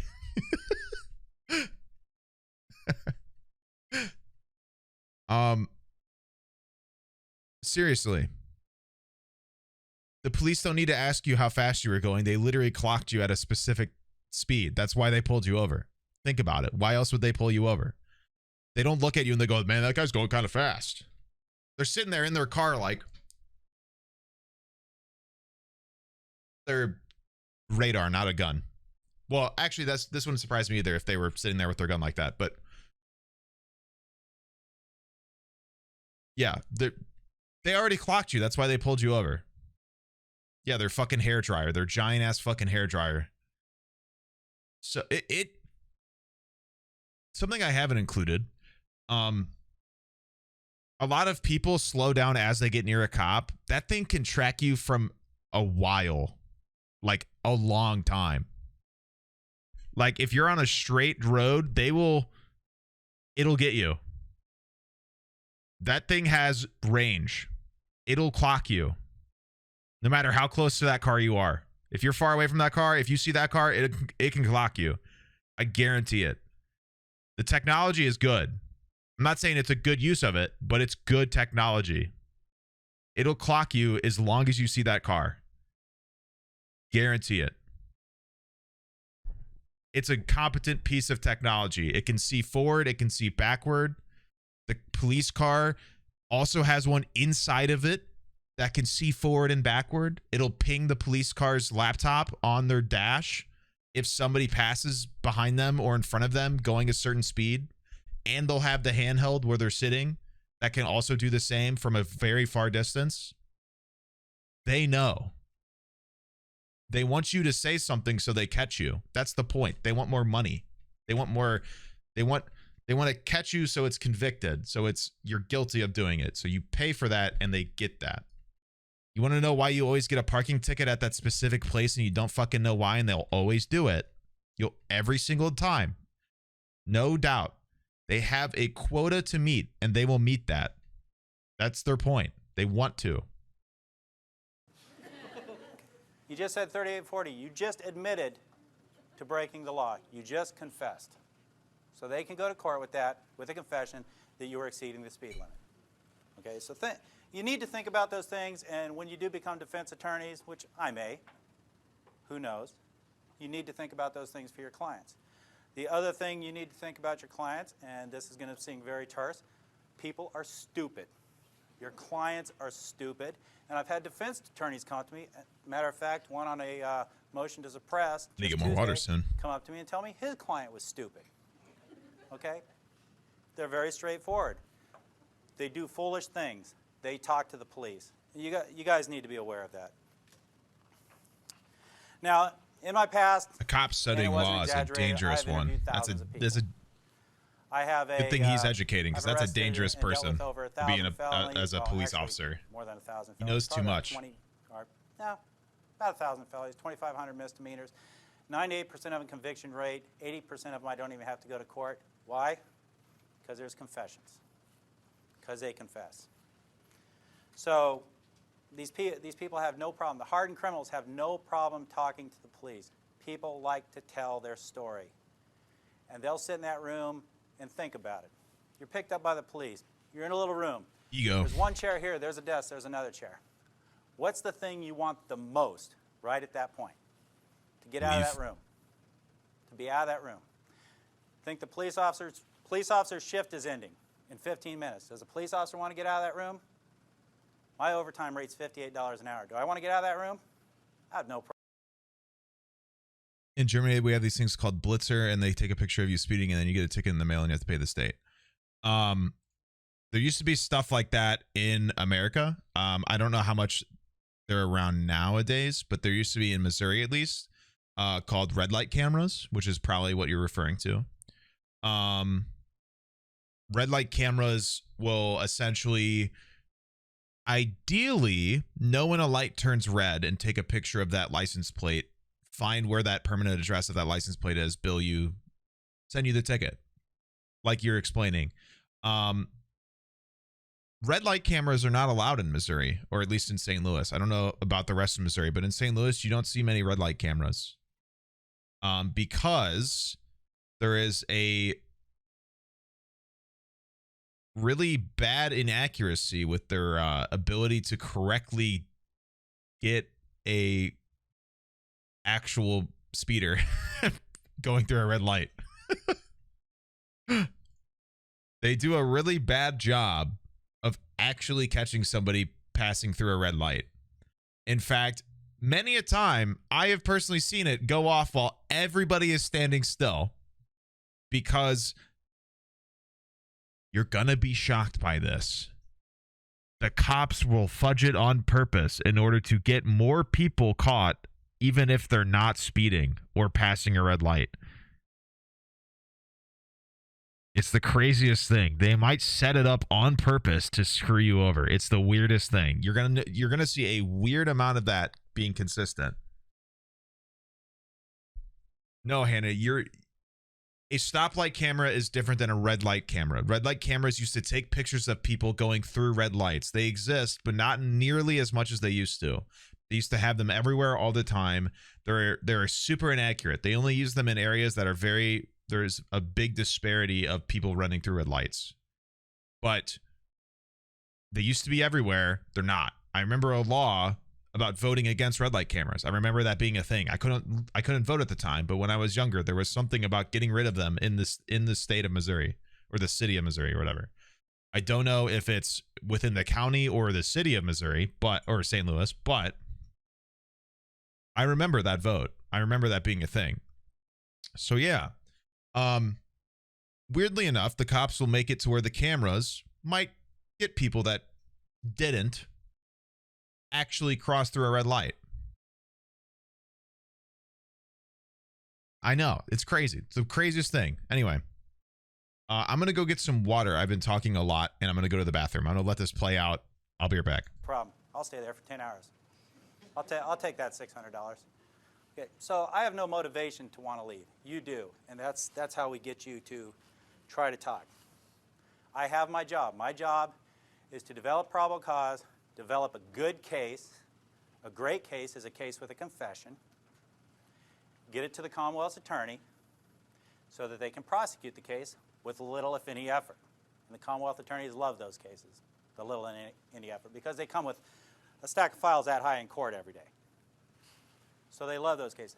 That's my job. The defense attorney's job is to hope they get to their client before I do and make sure they don't talk to me, no matter what. Give you an example, and this will go right along with what Professor Dwayne was putting up his examples. I had an interview that went something like this. Were you involved in the burglaries? No, I had nothing to do with them. You didn't have anything to do with them? No. You were in a car with all this stolen stuff in it? You had nothing to do about it? No. You knew it was there? Yeah. Okay, now we got possession of stolen property, felony, okay? But you had nothing to do with it? No. So what did you need the money for? Well, I had to pay some of my court costs from another thing I got in trouble for. Oh, so he took the money from stealing the stuff. I have enough to charge him now with burglary. Simple as that. Well, did you see the picture on that camera of the house with the Christmas decorations? This is a real case scenario. Yeah, did you go in that house? No, I didn't go into that one. So there's ways around it.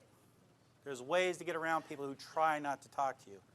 And again, as Professor Dwayne said, if you wanted to go and say you wanted to go into a boxing match, $100 if you win. You've never boxed before. You have to face somebody who's an Olympic boxer. You're going to lose. You're going to face somebody who's been interviewing people for, in my case, 28 years. You're going to lose, unless you're purely innocent. Now, on the other side of it, I don't want to put anyone that's innocent in jail. Sure. But I try not to bring anyone Of course into the you don't. interview room that's innocent. And there are a couple that I have let walk away because they were innocent. Oh, what a hero. Okay, the interviews. How do we approach the interviews? There's a number of ways to approach interviews. There's a number of types of people that I deal with. First thing I do, anyone know what they get told first when they're in an interview? Miranda Rights. Miranda Warning. Okay, it's not a right. You don't have a right to Miranda. Those rights have always been there. It's called the Constitution. You're just teaching. You're doing a real quick class on the Constitution for these people. Usually they don't listen to it. And this is the way I give my Miranda warning. No. Look, I have to tell you That's this. not right. Pay attention. That's literally not right. Okay, they're usually sitting back or they're very attentive. You have the right to remain silent. Do you understand that? Yes. Anything you say may be used against you in a court. I don't have to say it will be. I say it may be. Okay, and they get that. You have a right to an attorney, and if you can't afford one, one may be appointed to represent you. Got that. You can decide not What to a talk, weirdly quit technical talking thing to at die any on. time and exercise these rights. Do you understand that? Sure. Now, before I do the primary thing that's needed with those rights. So it's called the Miranda Warning, but it's your right as a citizen to use it. So it's called the Miranda Rights and referred to as such. And I guess he's just doesn't want people to hear the word right. This dude, what the fuck? Okay, whatever. Has to get a waiver. I say, now, before you say anything, let me tell you what I know. It's the same. It's both. And over all the time I've had to put together what this individual was supposedly involved in, and I only say supposedly because Professor Dwayne's sitting over there, that this individual was involved in, I will tell the story that I put together, and it'll be pretty close to what happened. And I can see that it's pretty close to what happened because that individual starts slumping down in their chair. They'll put their hand to their face, doing this in their mind, oh my God, I'm going to jail forever, okay? And I can see it. And I said, now that you know what I know, do you want to talk to me? And why do I do that? So they talk to you. Because if I didn't do that, is if I said, do you want to talk to me, they'll say no.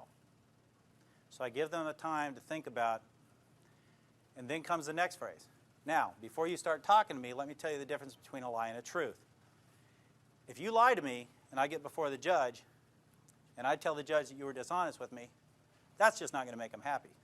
But if I get before the judge and tell him you're honest, straightforward, willing to take responsibility for your actions, that is going to help you. That's not a lie, though. That is true in Virginia Beach courts. It will help them. You know, they may not get 5 years. They may get 3 years. They're still going to prison, or they're still going to have a felony.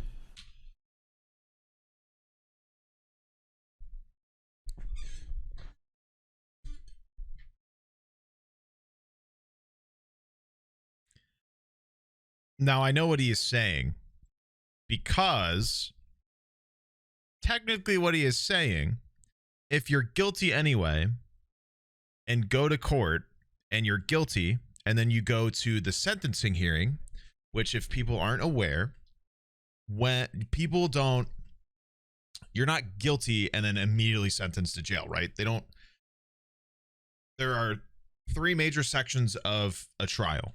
Okay. Preliminary trial. Basically, the prosecution shows evidence that they have against the defendant. The defense is present in order for them to be aware of the evidence so they can build a case to help exonerate their defendant. Okay. They can debate about what is included and what can't be included during the actual trial for the jury to see. The judge is there to help mediate that, etc. The actual trial commences. The evidence from the preliminary hearing is given. And it's what everybody is aware of in terms of a court case. That's the thing everybody knows about. At the end of a trial, you know, obviously it's guilty, not guilty, whatever, right? If somebody is guilty, you go to the sentencing hearing. There might be a better word for it, but that's the only one I can think of at this time. And basically the judge will break down the case. They will break down how somebody acted during the case if the defendant is guilty and all that jazz. And then the judge will decide how long and how long somebody should be in jail and whether or not they're able to get out of jail early, etc.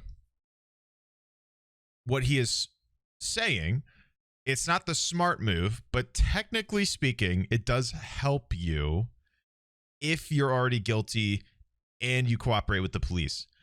Don't fucking do it. Don't fucking do it. But if you're talking to the police and you're guilty anyway, an argument the cops use to get you to talk is that your sentence will be lighter because you cooperated with the police. No, it fucking won't. You'll go to jail.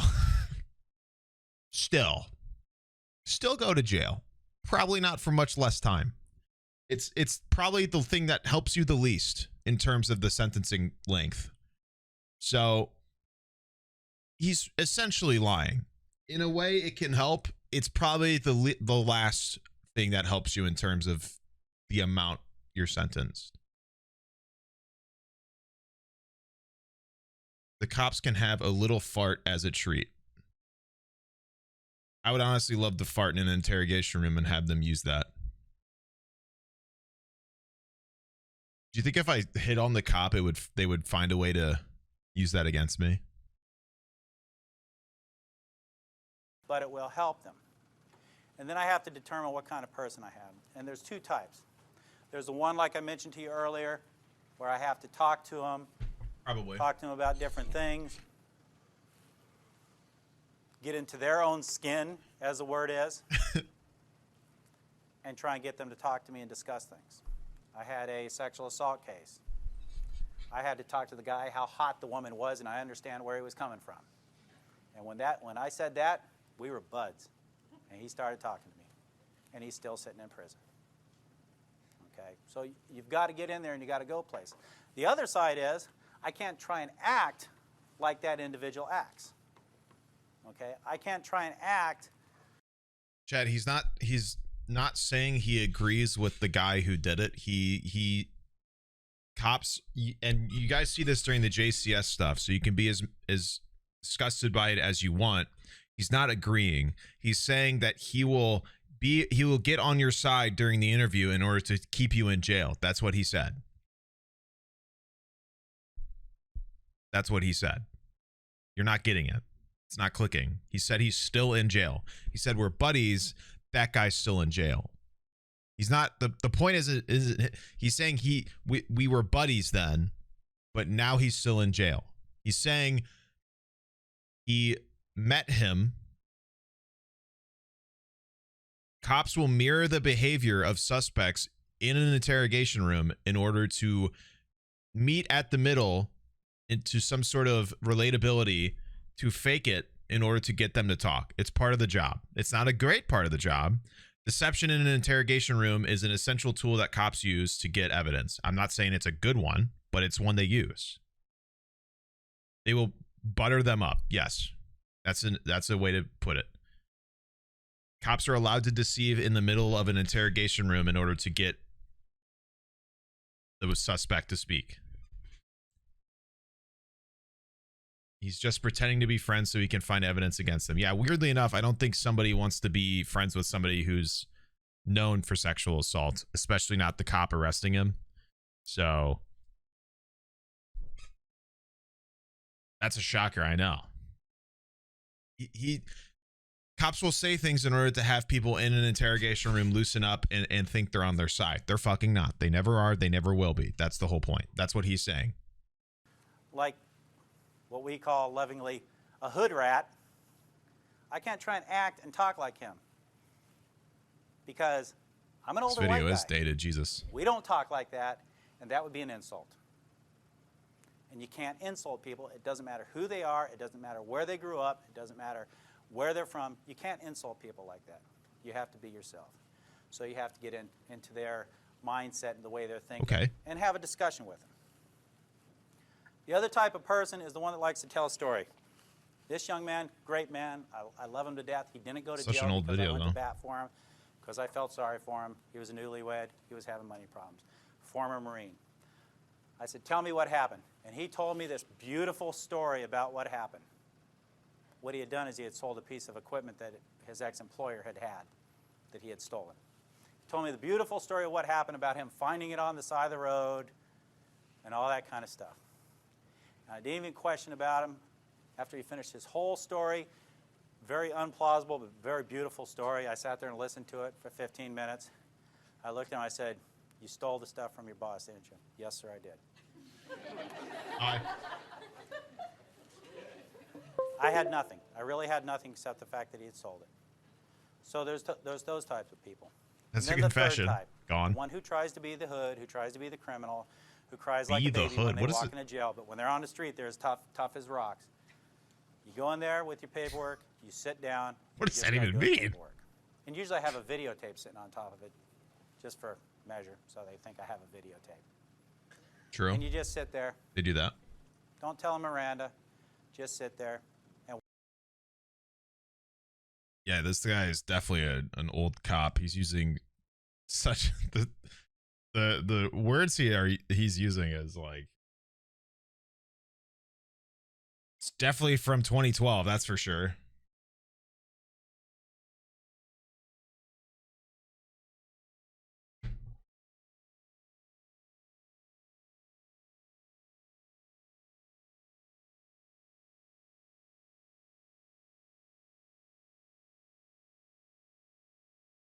This is going to be shocking to you guys, but this cop is displaying some prejudice, if I'm being honest. Some of the ways he's saying things makes me think he might be prejudiced. I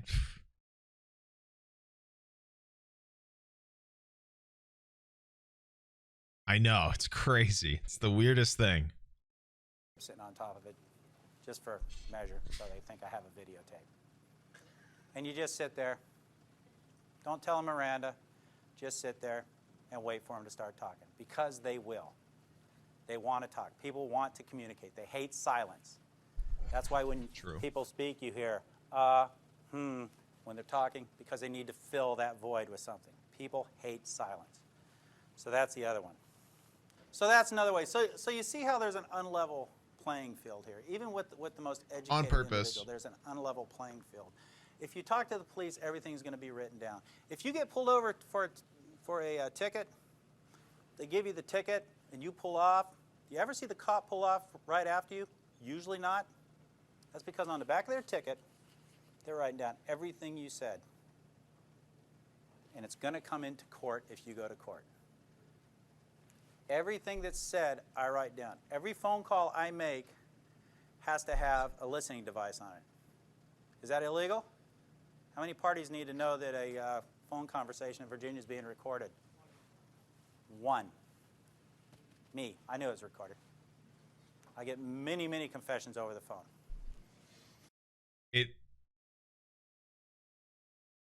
Add again. What the hell are we talking about?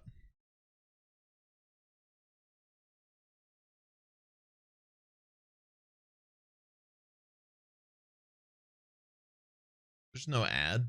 That's not how that works. Somebody refreshed the stream, I guess. It was like, what's going on here? Yeah.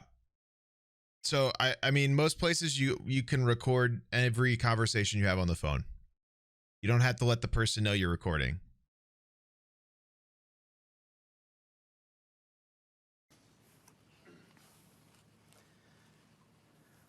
Okay, back to the people. Yes, they're stupid.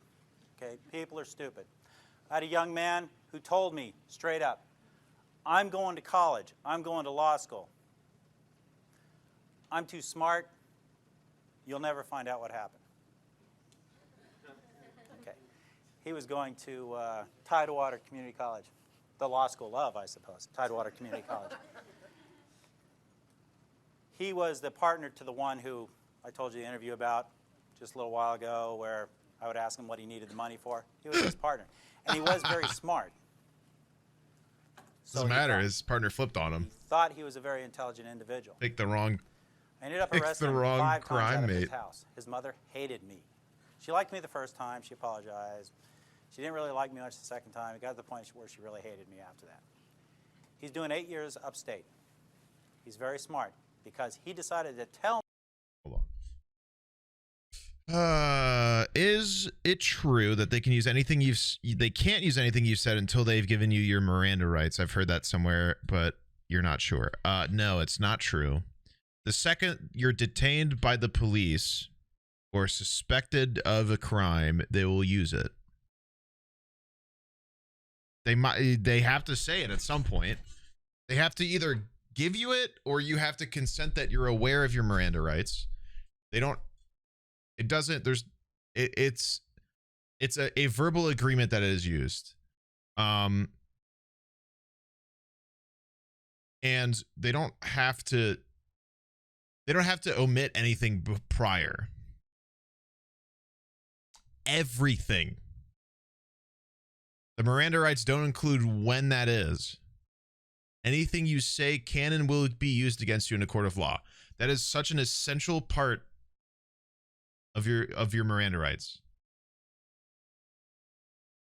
It's not a time frame. There's no time frame given. Everything, anything.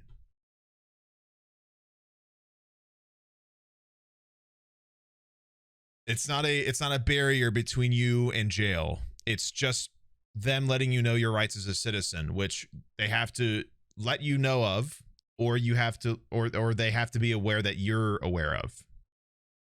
Miranda rights is an American thing, yes. It's something built into our Constitution.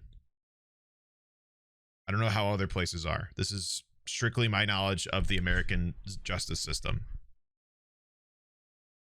Can you keep requesting to read your rights over? No. They can determine that you're just doing it to stall, and they can just keep going. There is a basis for people who are unable to grasp their Miranda rights, but that usually is only for minors who don't have any ability to grasp the law nor study it because they're literally children. But yeah, you can't just like keep asking them to read it. They'll just fuck off. They'll just tell you to shut up, and they'll keep going. Tell me how smart he was. And in telling me how smart he was, he let it slip that he doesn't sell stolen stuff to pawn shops. He sells it to flea markets. Can defense lawyers deny your case and not defend you for morality reasons? Yeah. Yeah. A defense lawyer can remove themselves from a case if they're conflicted morally. It doesn't happen much because defense lawyers already tend to help people who are probably suspects. I'm not saying that's everybody, but yeah.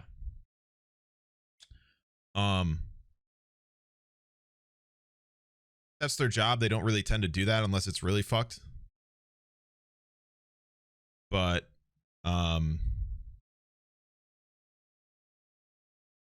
yeah, what if they don't read you your rights? It's either they know you do know them, or it's implied that you do, or they were said, etc. There have been cases where people get out of jail because their Miranda rights were never read. It doesn't happen much anymore because cops, like I said, really want to be given their quotas, so they will do it. They will do it. They'll make sure you're aware. They will argue whatever that you're aware in some way. Even if they didn't read it, they'll be like, well, you know, blah, blah, blah, blah, blah, this, that. They know. Report to the state. I know how to drive to a flea market just as good as anyone else and go look for stuff that I'm looking for. So he was trying to impress me with his ability to be smarter than I was, and he confessed. So people are inherently stupid, especially criminals. Now, and don't get me wrong, there are some very intelligent criminals out there, and most of them work in really big office buildings and wear suits. Yep, she went to jail. Is she hurting? No. But there are some very intelligent street criminals out there as well that get other people no lies to do detected, their bidding actually. and so forth and so Actually, on, facts. And people are afraid to turn on them. But there are some very foolish people. Just a couple other things. I do a thing usually with younger people, usually between the age of, I try not to deal too much with juveniles, but between the age of 16 and 25, is once they've talked to me. Now, let's back up a little bit. You don't need a recording in court for a statement. As Professor Dwayne said, it's his word against my word if he was a defendant. Number one, and this is the way it works, and this is the way the real world works, in case you guys haven't been out there, that's outside the windows out there. The jury looks at a defendant sitting next to a defense attorney. That's strike one, because the jury is already looking at that as that being someone who did something that put them in that chair. Number two, they get a uniformed police officer up there. They get someone wearing a suit as a detective up there that is a professional witness. That's strike two. So now they have a professional witness against them. Professional witness is a term. And then if they've confessed and that professional witness is... He's not saying he's a professional at it. It's what they're used for people who have knowledge at specific subjects. This includes law enforcement. If they're professional in their studies, they can appear in court to express their studies and how it correlates to the case as a professional witness. That's what that means. So, yeah, essentially a professional witness is somebody whose job correlates to the case and they show up on court and an expert testimony is another term for it. And they'll be like, my job is this based off of the evidence. This is what I think, and this is how it's possible, leaning towards or against the defense, depending. Is going to sit there and read from his or her notes, the confession. That's strike three. Go get your orange jumpsuit.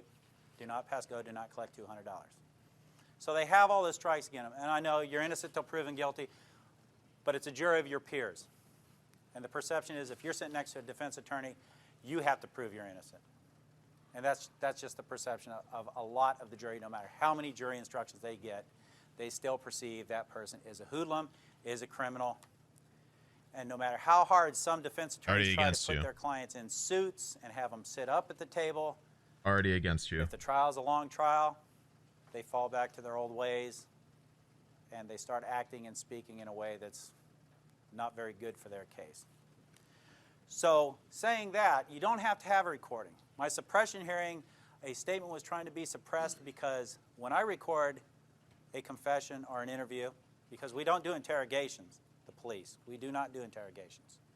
That's a bad, mean, Nazi kind of word, okay? What? We do interviews. Okay? Whatever, dude. And you'd be amazed how much difference it makes when you use that one word versus interrogation. I'll take it off the tape. The fuck is and this I'll guy have my saying? secretary put it to paper. Immediately afterwards, I'll take that tape and I'll scan it over my magnet, throw it in my box. 2012 so I can moment. use it again. I do not keep the tape. It is not evidence. It's not required to be evidence. It is there. If it's there for the court, it's just extra. You don't have to have that. But it's really good to have. The suppression hearing, he tried to suppress that after I testified. The defense counsel stood up and says, well, Judge, I really don't have anything to say. And the Judge Canada, said, motion denied. And let's move on and go to court. So you don't have to have recordings. You don't have to have videotapes. The police videotapes, that's just extra. If you got that police officer sitting there testifying, you don't have to have that videotape. You got the guy that was right there to tell you what happened.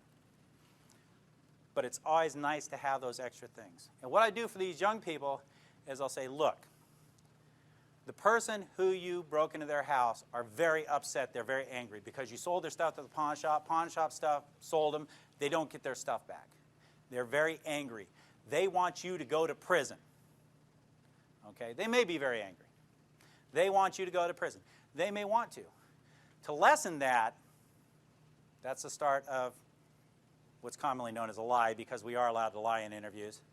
To lessen that, you might want to make them happy. And the reason that's a lie is because when it is a felony in the Commonwealth of Virginia, the victim has nothing to do with the prosecution or how long the people go to prison or any of that kind of stuff. We're prosecuting them, not the victim. But to lessen that, what I'd like you to do is write an apology letter to the person whose house you broke into. Just write it out. Well, how do I write it? In your own words. Just write, I'm sorry for what I did. Then say that, when I broke into your house the other night, whatever. You know what that's called? You know what that's going to be called in court?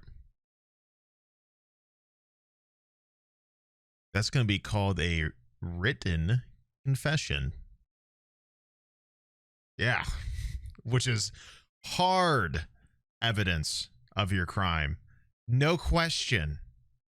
No question. People that recant their confessions can still be guilty. Earlier in this video, they showed they talked about the guy who admitted guilt and went against it later, but it doesn't matter. They don't care. Ever. They write it out, they sign it, I sign it as a witness, I put the date and the time that it was written, I give it to the Commonwealth's attorney, it's entered as evidence as a written confession in the person's own handwriting. I don't type it up again. Double and have them whammy. sign it. In their handwriting, a written confession. Is that person going to get convicted? I have never seen them not get convicted on that, on an apology letter. So, in support of Professor Dwayne, everything he says is right. That's what I do. Now, to take away the support, I don't try and send innocent people to jail. That's it. That's all I have. Any questions or anything Nope. like that? Sir? No questions. That was it. Well, Tanner, you were right. This guy was not as interesting. I thought about stopping at his time, especially when they said he was a police officer, because I don't think a lot of them have good substance to offer in terms of the ideal of their job, because half of their job is manipulating and prejudice in order to be efficient, which is fucking bullshit. It's an excuse to abuse your power. It is.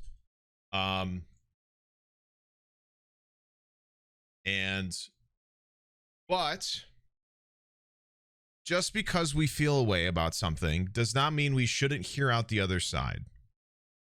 I'm not saying that it is a good side, but the best way to understand an argument is to hear out the other side. You can't argue your side while blindly not hearing out the opposite. It's an essential and it's important that we hear the excuses of a cop as to why they do what they do. If we're not able to hear out what other people say about topics that we don't agree with, we're not able to properly stand true to what we believe in, because you stick inside of an area. I turned it back on. But if you're not able to hear out the other side and you're not able to at least listen before you retort, you sit inside of an echo chamber of your own beliefs that don't allow you to grow as a person nor formulate your opinion based off of an educated side. You listen to yourself and you listen to other people that agree. And then you don't have the competency to argue your side because you're too busy jerking off your own opinion and you're unable to grasp how other people think about things. This applies for a lot, by the way. This would solve like a lot of arguments online if people would just like ears on a bit more. Anyway, we were going to watch something else after that, but it's been 2.5 hours. I know 40 of that was me talking, but it's been 2 hours for one video. That's usually the length I do crime time because I like to savor it. We do a bit of savoring here. I love my degree. I'm glad I studied it, and I'm really glad I can use it every now and then to shine a bit more light on. I'm unmuted too early. I'm glad I can use it to shine a light a bit more on the disparity and injustice that this system is constantly reiterating. It's an unfortunate thing. It's the reality. And I want you guys to be constantly aware and constantly against that. Because while it's wrong, it's true. It's what happens and it's how it works as of right now. Use the things that you learn during these streams to be able to be aware of that and to do stuff in order to either put yourself in a position that will help you out of a bad situation, or to help others out of a bad situation, or to stand up for somebody in a bad situation. Not everybody gets to know these things. Legal competence is a huge issue that doesn't happen a lot, and people aren't able to do it enough. It is very smart of you to know your legal right. And it's smarter to extend that to others. Show them this video. I'm not insanely I'm not a huge expert. I know a little bit. I know enough to help others. I'm an olive branch to a better side of competence. I don't know everything, but I know a lot of things that not a lot of people do that should, is how I'll put it. So I appreciate you guys. I'm glad you guys are here. I love Crime Time. I'm glad we could do this again. A huge showing. I appreciate it.